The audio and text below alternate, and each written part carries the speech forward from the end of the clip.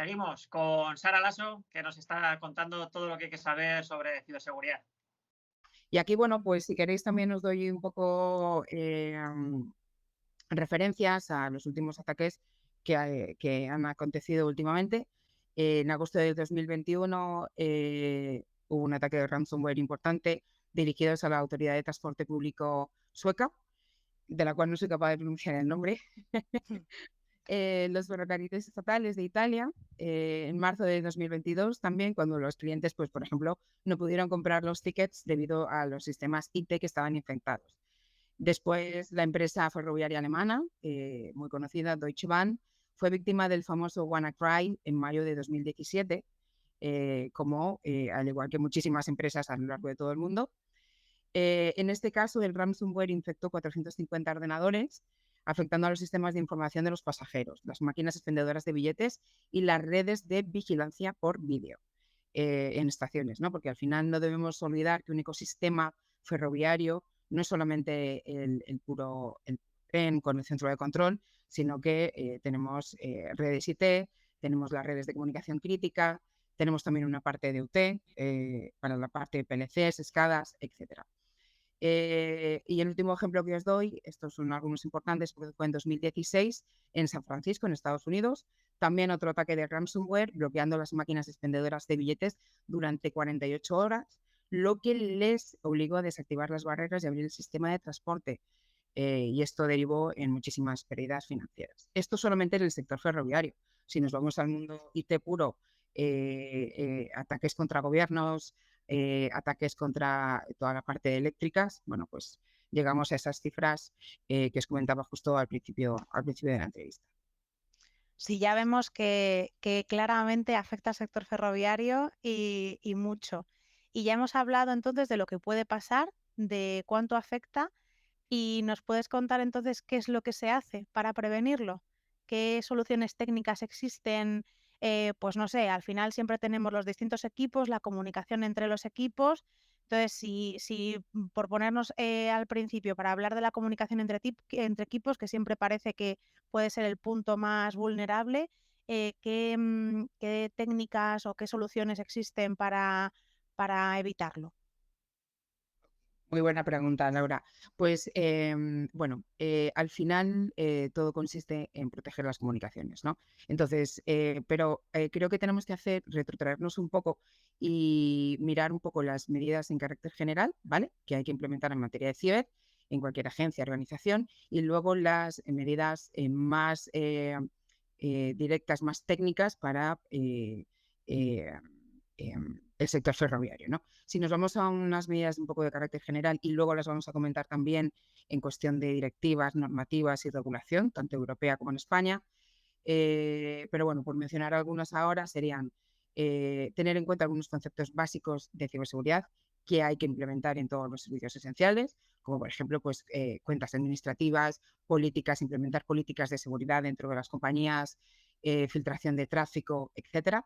Medidas un poco más allá de los requisitos de ciberseguridad propiamente dichos, como por ejemplo los planes de continuidad del negocio o de recovery plans, es decir, recuperación ante desastres.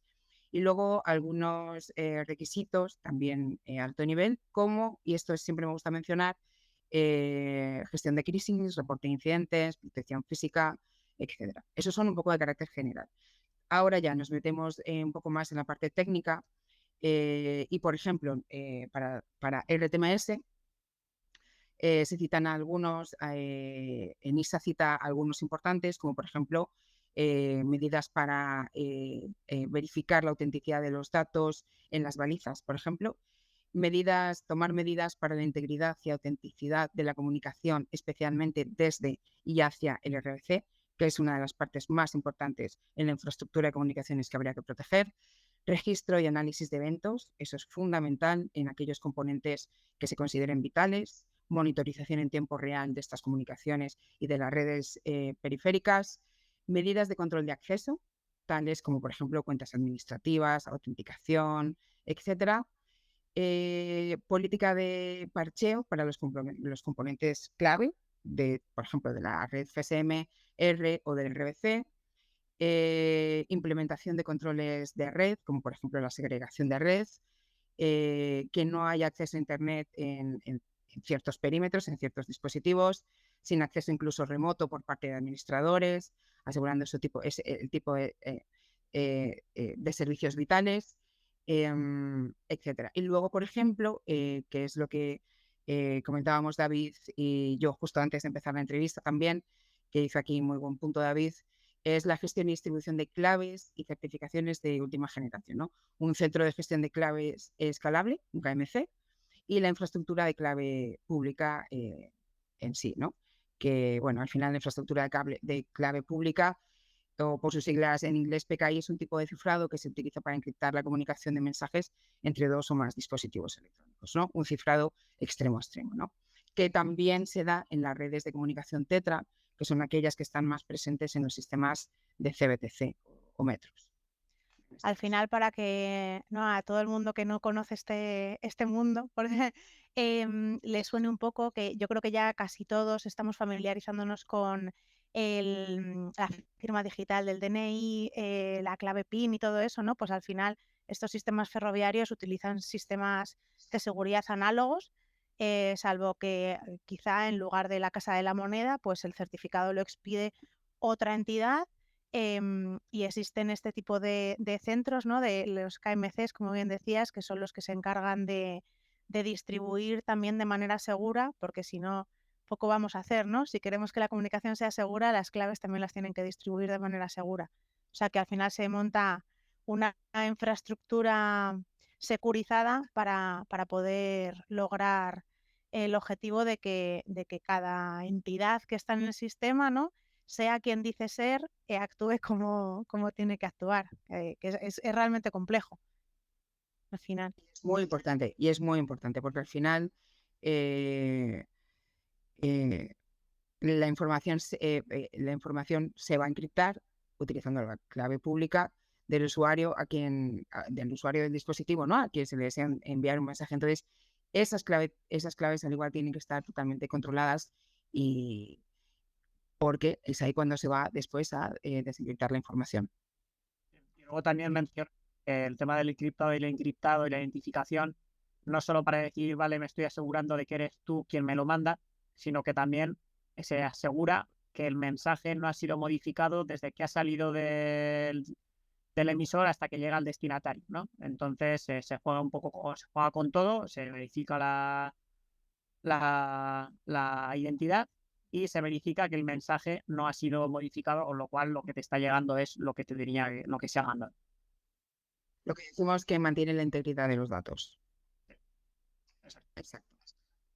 Y luego, además de esto de que estamos hablando, ¿se está trabajando en algún tipo de estandarización para estas soluciones técnicas?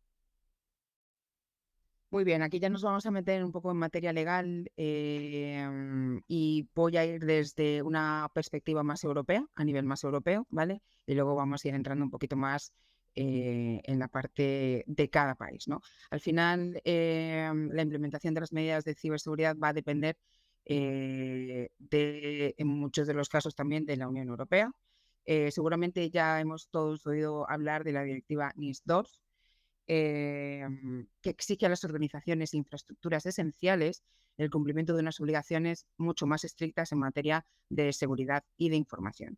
En comparación con la directiva anterior, la directiva NIS, que fue liberada en el 2016, la NIS2 se aplica a un espectro más amplio de organizaciones y empresas, incluyendo de forma particular, además, el sector ferroviario, entre otras, pues el sector sanitario, el energético, por ejemplo, fabricantes,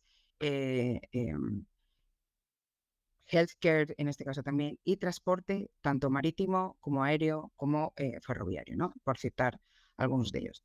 Entonces, eso es en materia de Unión Europea. Después, más para el mundo ferroviario, la UIC, la Unión Internacional de Ferrocarriles, publicó hace 2 años aproximadamente el documento que se denomina Guidelines for Cybersecurity in Railways, es decir, una guía de ciberseguridad para el entorno ferroviario, que propone una metodología para aplicar la norma ISO 27001. que define la forma de gestionar los riesgos en los sistemas informáticos pertenecientes a un sector ferroviario, ¿no? Y luego, si vamos todavía a un punto más técnico, no sé si, por ejemplo, aquí haría un inciso y os explicaría también un poquito la directiva NIS2, ¿vale? Un poquito, y luego ya antes de meternos en la parte técnica, ¿no? Para que estemos eh, todos en la misma página, ¿no? ¿Os parece? Sí, sí, adelante. Bueno, la directiva NIS2 lo que hace es forzar a que todas empresas y organizaciones dentro de los Estados miembros, dependiendo del rango en el que ellos consideren el servicio esencial, tamaño de la empresa, etcétera, tenga que cumplir unas u otras obligaciones. Entre ellas, de forma general, adoptar medidas de gobernanza, la gestión de los riesgos de la ciberseguridad, adoptar medidas técnicas, organizativas para gestionar estos riesgos, así como para prevenir y minimizar el impacto de todos los posibles ciberincidentes que se sufran.